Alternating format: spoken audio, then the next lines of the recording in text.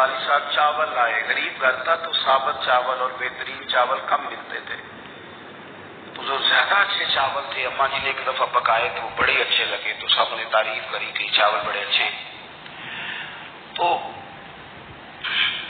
تھوڑے دنوں کے بعد چاول پکے تو وہ والے نہیں تھے، تو ابا جی کہنے لگے والدہ سے کہ وہ چاول کتنے نہیں، یہ نویں پکا لینے آج۔ تو اماں جی فرمانے لگی کہ چاول بڑے سونے تھے، پیارے تھے، میں نے رکھ دیے ہیں، 10 محرم کو امام حسین کی نیاز پکائیں گے۔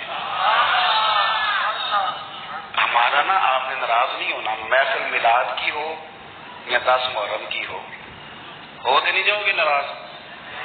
محفل کے منتظمین اگر مجھ سے بگڑ نہ جائے تو بات کر دوں، کم مشکوک ہو گیا، رہن دئیے، کوئی اور ہی کر لئیے، کر دیں جی۔ محفل شریف کی جو لنگر ہے اس کو کہتے ہیں یہ تبرک ہے، ایسے ہی ہے، ہوتا بھی ہے، وہ تبرک ہوتا ہے نا جی۔ تو جو شاپر میں چاول تبرک صاحب ہیں وہ نہ بھی کھا لے گا، کوئی مسئلہ نہیں، اس کے لیے مرغن غذا کی کیوں اہتمام کیا ہے، اس کو تبرک نہیں گزرتا الگ سے، پیر صاحب کو نہیں گزرتا، ان کے الگ سے نہیں گزرتا یہ تبرک۔ وہ خدا کے بندو، غریب کو تو لوگ اب تو تگڑے بندے افطاریاں بھی سیاسی کراتے ہیں، وہ تو دعوتوں میں بھی تگڑوں کو بلاتے ہیں۔ یہ محفل میلاد تھی، محرم کی محفل تھی، 11ویں کی محفل تھی، جس میں ماڑے ماڑے لوگ آتے تھے، تم نے اس میں بھی غریبوں کا شاپر والا چاول بنا دیا اور امیروں کے لیے لنگر مہمان خصوصی کے لیے تم نے الگ سے بنا دیا۔ کاش میلاد کی محفل میں تم زیادہ بوٹیوں والے چاول پکاتے، سب کے لیے ایک جیسے، اور غریب کو پرات بھر کے دی جاتی۔ اس کے بچے جو سارا سال گوشت سے لڑائی کرتے ہیں وہ چاروں بچے ساتھ لے آتا، اور جب بچے چھوٹے چھوٹے دیہاتی غریب وہ کھانا کھا رہے ہوتے ہیں تو ابا جی سے پوچھتے ابا جی آج کی ہے؟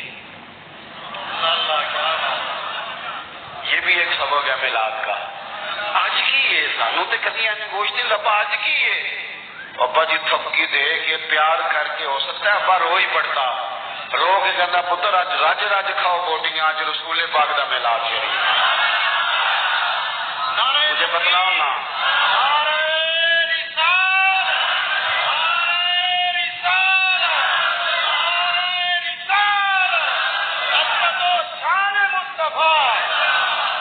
دیکھو نا، میں آپ بڑا اہتمام کیا آپ نے، آپ بڑے پیارے لوگ ہیں، پر میری ڈیوٹی لگائی ہے نا آج آپ نے سمجھانے کی۔ دیکھو بچے کے ولیمے پر جس ترتیب سے محنت کر کے ہم لنگر کا بندوبست کرتے ہیں، ڈھونڈ کے نائی ڈھونڈ کے کسائی ڈھونڈ کے، امام حسین کے نیاز میں بھی اسی طرح ہی کرتے ہو، میلاد میں بھی اسی طرح ہی کرتے ہو، یہی کام کرتے ہو۔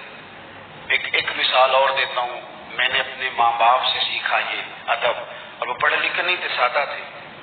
میری اماں جی مجھے کہتی محرم والے دن کہ جا مینو نا ٹوٹیاں لے آ دے، میں کھیر بننی، ٹوٹیاں کا پتا جی؟ چلو شکر ہے تسی کافی بندے پینڈو نکل آئے ہو، ورنہ تو لوگ مانتے نہیں کہ جی پینڈو ہوں۔ ٹوٹیاں لتا دو، تو مینو ذرا سائیکل سے جانا پیندا سی 2-3 کلومیٹر، تو میں کہتا اماں جی میں پوچھے استاداں نوں، ختم پرات وچ بھی ہو جاتا ہے، آپ دلا لیں ہو جاتا ہے، پلیٹوں میں مطلب کوئی مسئلہ نہیں۔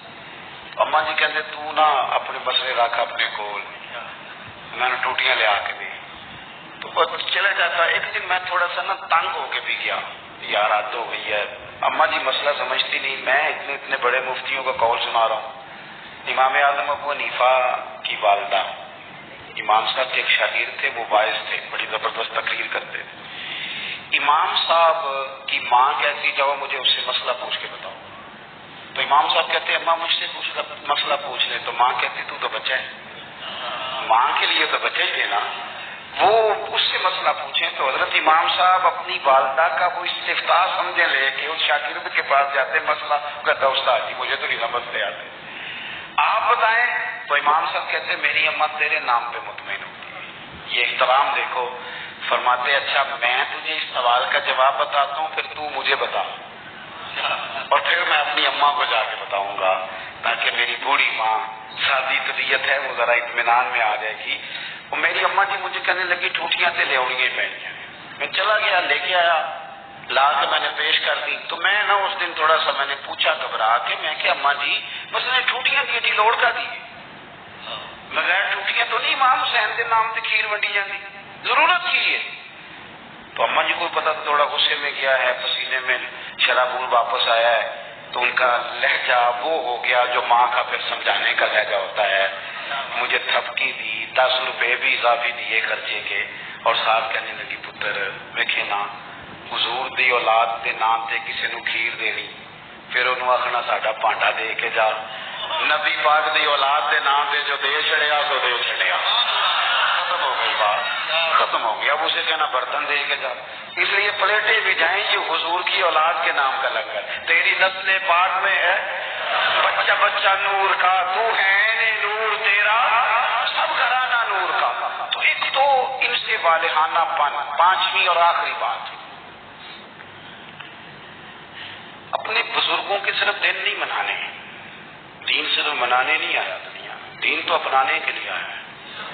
ہم نے میرے دن نہیں منانے ہیں, جنہیں اپنا سند ہی مضبوط نہیں کرنی ہے, احترام بھی کرنا ہے, حد درجے. لیکن جو ان کی سوچ ہے, جو ان کی فکر ہے, جو ان کا مزاج ہے. 2 باتیں حضرت عمر فاروق رضی اللہ تعالیٰ عنہ میں اور امام حسین میں ایک جیسی ہیں, کامن ہے. ایک تو ان دونوں کا مسلح سے پیار. 100 رکعت نماز نفل پڑھتے تھے حضرت سیدنا امام حسن اور حسین فرضوں کے علاوہ.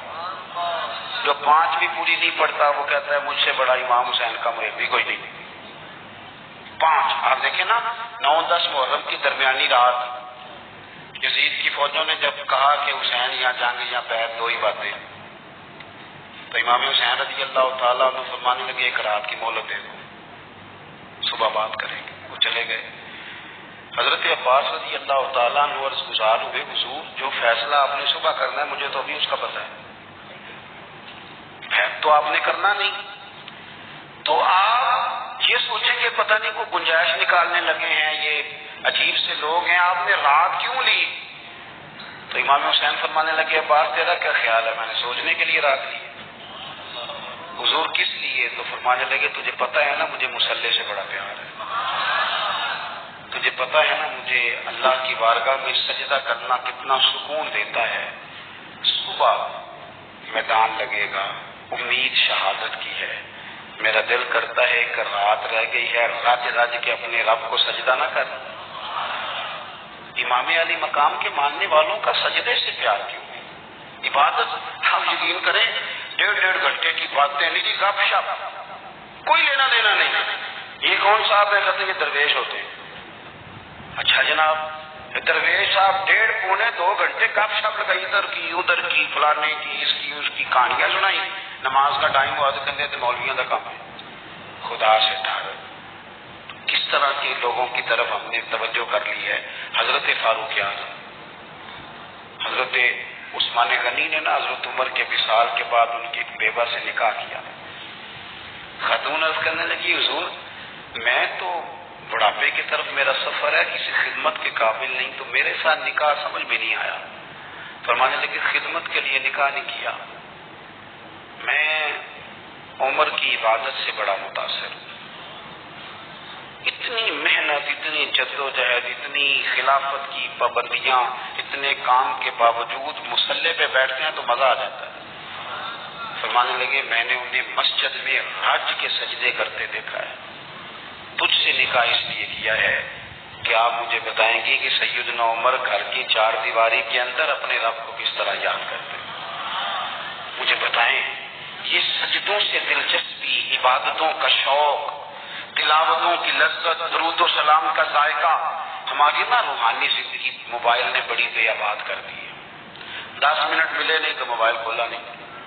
جو سب سے ضروری اور اہم کام تھا وہ تو یہ تھا کہ 10 منٹ ملتے تھے صحابہ کو, وہ نفل نیند لیتے تھے, اللہ کے ولی درویش وہ اللہ اللہ کرنے کو ترجیح دیتے تھے. مزاج نہیں. ایک تو یہ بات اچھی طرح باندھ لے امام علی مقام سے محبت کرنے سیدنا فاروق اعظم سے. اور دوسری بات یہ کہ باطل سے کبھی سمجھوتا نہیں, باطل کے لیے گنجائش ہے. ہم مختلف حکمتیں, مختلف مصلحتیں, مختلف کہانیاں چھیڑ کے باطل کے لیے گنجائش پیدا کرتے ہیں. ہم یہاں دیکھ لیں ہمارے ملک میں کیا ہو رہا ہے. وہ ایک دوست آئے تھے میرے پاس جمعے سے 4-5 دن پہلے، بزرگ بندے کبھی کبھی آ جاتے ہیں، تو مجھے کہنے لگے پیر صاحب ہے بھلا کی ہو رہا ملک وچ؟ میں کہ جی سب کے سامنے ہی.